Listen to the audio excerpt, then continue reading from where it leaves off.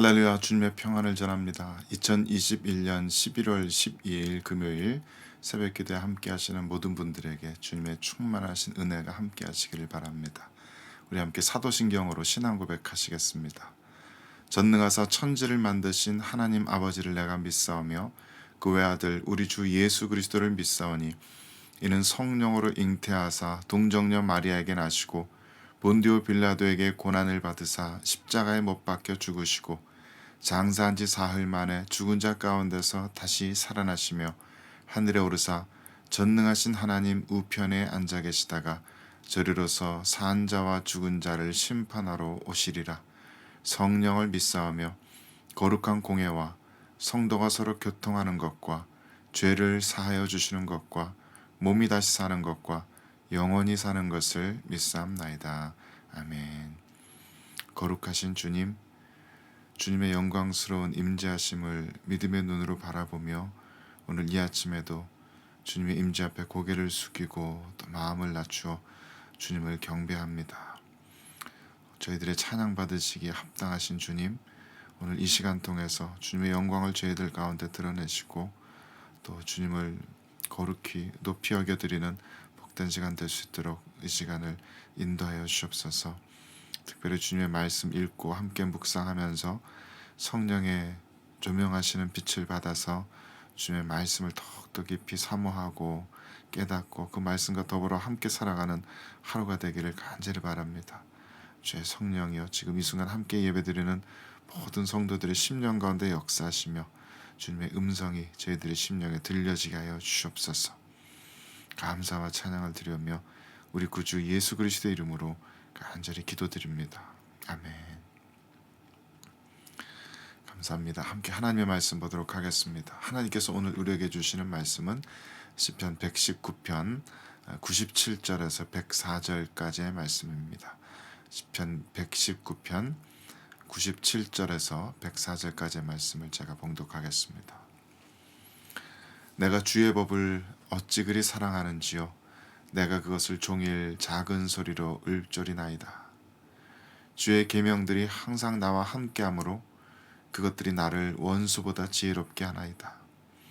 내가 주의 증거들을 늘 읊조리므로 나의 명철함이 나의 모든 스승보다 나으며 주의 법도들을 지킴으로 나의 명철함이 노인보다 나으니이다.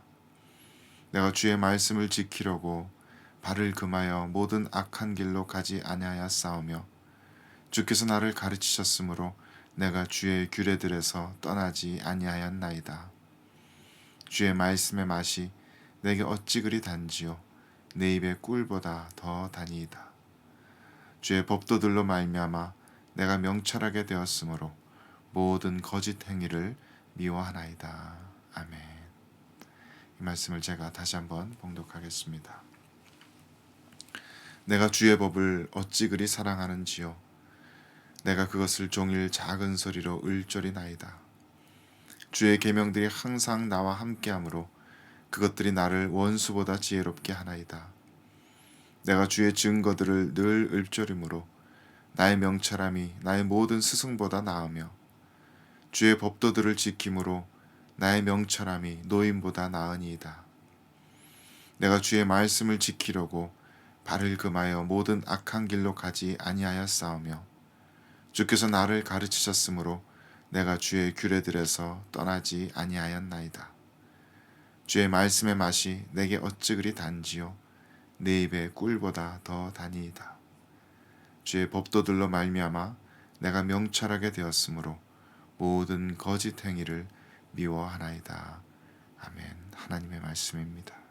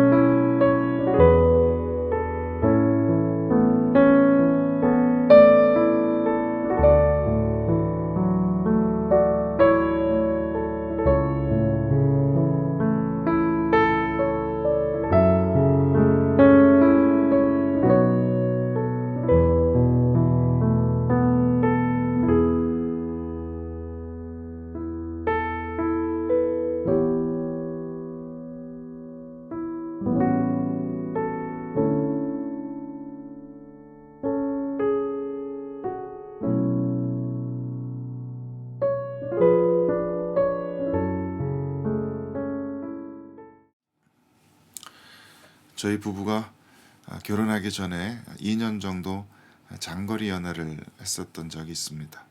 그때 저는 처음 캐나다에 와서 살기 시작했을 때였고 제 아내는 아직 대학 졸업을 하지 않았던 때였기 때문에 서로 방학 때만 왔다 갔다 하면서 그렇게 태평양을 사이에 두고서 2년 정도 그렇게 장거리 연애를 했지요. 그때는 지금처럼 인터넷이라든지 뭐 화상 전화라든지 이런 것이 없었기 때문에 저희는 거의 매일 편지를 주고받다시피 하였습니다. 아침에 일어나서 제가 그때 제일 먼저 하는 일이 우체국 달려가서 우편함 열어보는 일이었습니다. 그 우편함 속에 그 국제 우편 봉투에 담긴 안에 편지가 있는지 그걸 확인하는 것이죠. 아침에 우편함을 열었을 때 편지가 없으면은 마음이 그렇게 허망하고 하루에 그 힘이 빠질 수가 없습니다. 아침에 우편함 열어보고서 그 편지가 있으면은 하루의 시작이 너무나 기분 좋고 즐겁습니다. 편지가 오면 그것을 품속에 놔두고서 하루 종일 읽고 또 읽었습니다. 계속 안주머니에 꽂아두고 일하다가 잠깐 시간 날 때마다 혼자 저쪽 가서 읽어보고 또 조금 있다 또 읽어보고 그랬습니다. 편지 한 장에 담겨 있는 그 문장 속에 그 의미들을 더 깊이 알아보려고 그 문장들 속에 쓰여진 아내의 마음을 좀 헤아려 보려고 애를 쓰곤 하였죠.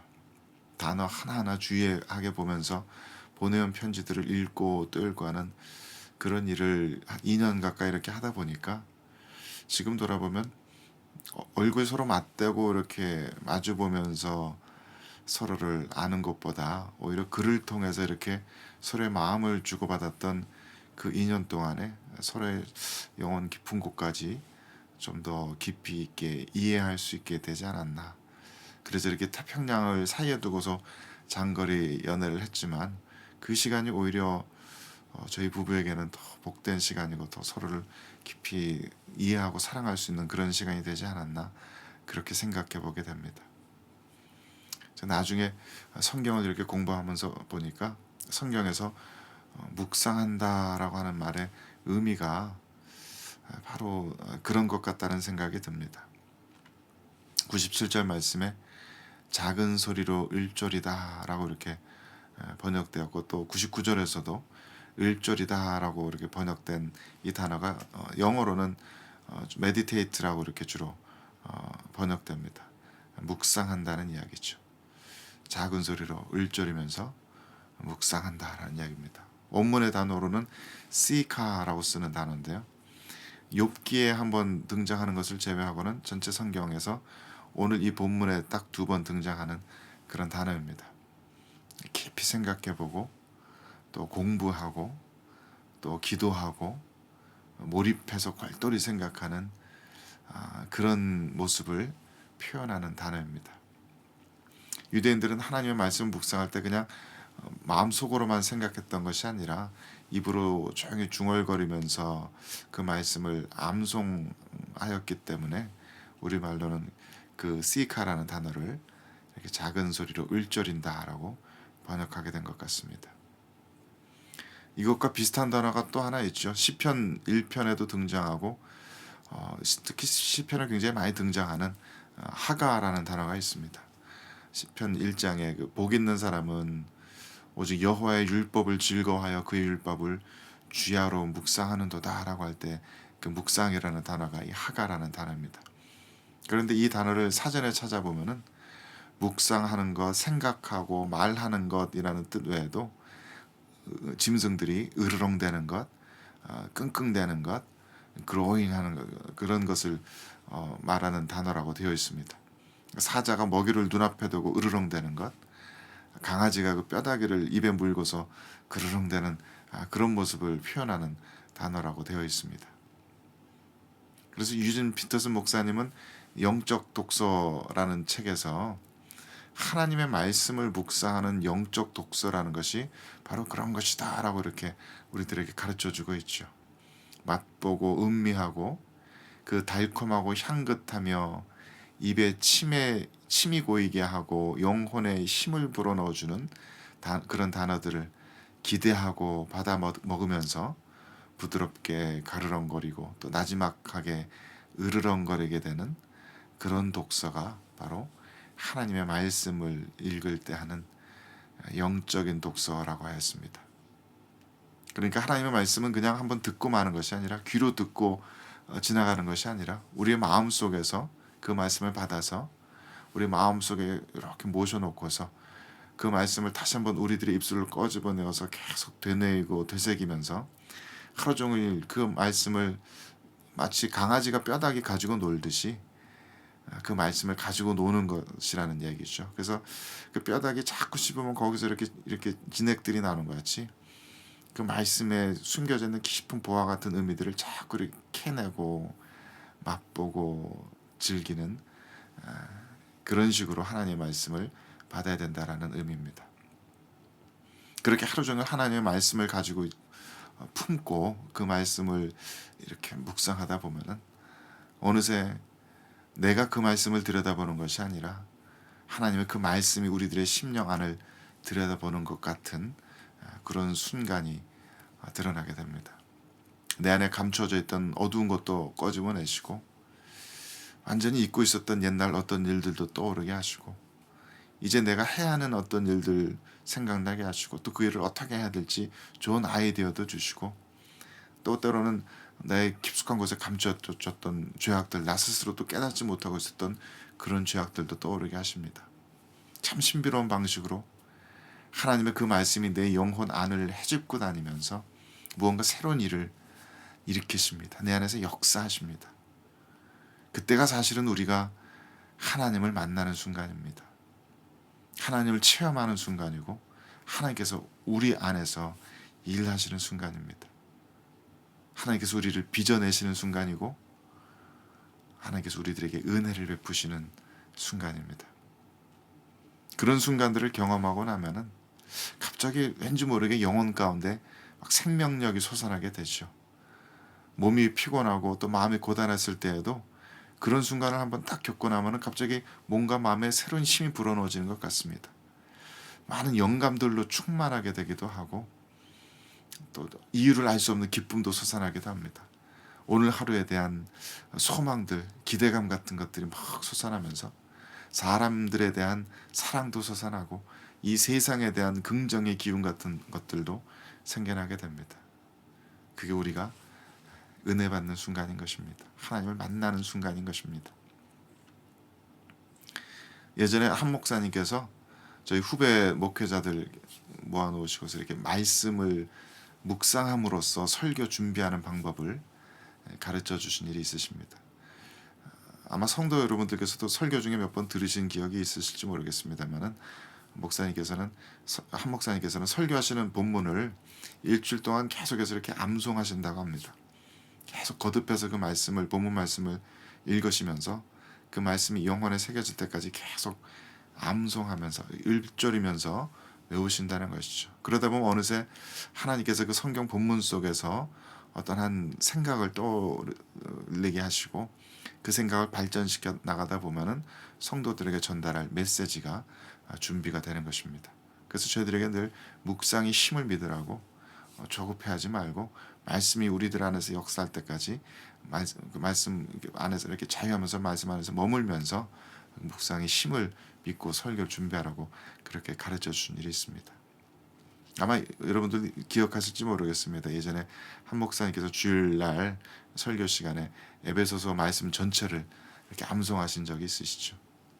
그 전에 아마 거의 한두 달 정도 저희 교육자들 모일 때마다 에베소서 말씀 오늘은 1장 그 다음 주에는 2장 계속해서 우리에게 외우게 하시고 또 그것을 확인하시고 그랬던 때가 있습니다. 저도 한 목사님처럼 에베소서 전체를 다 외우지는 못했지만 앞에 3장까지 외우면서 그 시간들이 참 행복했던 기억이 납니다. 제 입술에 참 달콤하고 마음에도 든든하고 영혼 안에 깊은 울림이 있는 그런 말씀의 은혜를 많이 누렸던 그런 시간들이었습니다.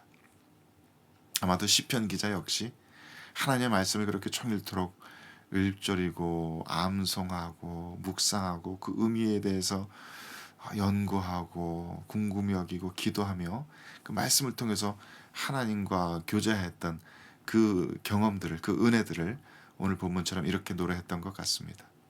시편 기자는 이 말씀의 묵상을 누가 시켜서 하는 것도 아니고 해야 되니까 억지로 하는 것도 아니고 그저 내가 하나님의 말씀이 좋아서 그 말씀을 사랑하여서 종일토록 이렇게 작은 소리로 그 말씀을 읊조리고 있다고, 그 말씀을 암송하고 있다고 노래합니다. 그러다 보면 그 하나님의 말씀이 나를 원수보다 더 지혜롭게 만들어주고 나의 모든 스승들보다도, 모든 노인들보다도 더 명철하게 만들어준다라고 이렇게 노래합니다. 그 말씀 덕분에 모든 악한 길로 가는 발걸음을 내 스스로 제어할 수 있게 되었고, 그 말씀을 따라서 주님의 규례에서 떠나지 않는 그런 삶을 살 수 있게 되었다라고 고백합니다. 하나님의 말씀과 이처럼 동행하는 그런 삶이 바로 하나님과 동행하는 삶입니다. 하나님의 말씀을 종이토록 마음에 품고 살아가는 그 하루가 하나님과 함께 살아가는 하루입니다. 그 말씀이 오늘 하루 우리들에게 충만한 생명력으로 살아갈 수 있는 힘을 주시고, 그 말씀이 우리로 하여금 죄짓지 않도록 우리들의 발걸음을 인도해 주시고, 그 말씀이 우리들에게 하늘의 지혜를 가르쳐 주십니다. 그 말씀이 우리들의 인생의 모든 묶여져 있는 것들을 풀어주시고 억눌려 있던 것들을 자유케 하십니다. 우리들이 곤란해하고 있는 모든 문제들의 해결의 실마리들을 던져주십니다. 그저 막연하게 기도 가운데 떠오르는 생각이나 마음의 어떤 감정적인 평안함이 아니라 이 하나님의 진리의 말씀이 바로 우리로 하여금 하나님과 교제하게 하고 하나님을 알게 하고 하나님을 만나게 합니다. 그 복된 만남이 오늘 하루도 종일토록 저와 여러분에게 있게 되기를 간절히 바랍니다. 오늘 시편 기자가 노래하는 이 노래를 우리도 따라 부르면서 이 노래의 한 구절 한 구절 외우고 암송하고 읊조리면서 오늘 하루도 종일토록 온전하게 하나님의 임재하신 가운데 머무르는 복된 하루가 되시기를 주님의 이름으로 축원드립니다. 함께 기도하겠습니다. 복되신 주님, 주님께서 신비로운 방식으로 그 말씀을 통해서 성령 하나님의 역사를 저희들의 심령 안에 일으켜 주시니 감사드립니다. 오늘도 시편 기자의 노래를 따라 부르며 이 말씀을 읊조리고 암송하고 또 그 의미를 마음에 새기며 주님과 동행하게 되길 바랍니다. 이 말씀이 저희들의 발길을 비추는 등불이 되게 하시고 저희들의 방패가 되게 하시고 저희들의 산성이 되게 하시옵소서. 이 말씀이 저희들의 길이 되게 하시고 또 저희들의 힘이 되게 하여 주옵소서. 늘 하나님의 말씀과 동행하며 하나님의 말씀을 사랑하며 하나님의 말씀을 살아낼 수 있는 저희 될 수 있도록 오늘 하루도 종일토록 동행하여 주옵소서. 감사와 찬양을 드리오며 우리 구주 예수 그리스도의 이름으로 기도드립니다. 아멘. 하늘에 계신 우리 아버지여, 이름이 거룩히 여김을 받으시오며 나라가 임하시오며 뜻이 하늘에서 이루어진 것 같이 땅에서도 이루어지이다. 오늘 우리에게 일용할 양식을 주셨고 우리가 우리에게 죄진 자를 사하여 준 것 같이 우리 죄를 사하여 주셨고 우리를 시험에 들게 하지 마시옵고 다만 악에서 구하시옵소서. 나라와 권세와 영광이 아버지께 영원히 있사옵나이다. 아멘.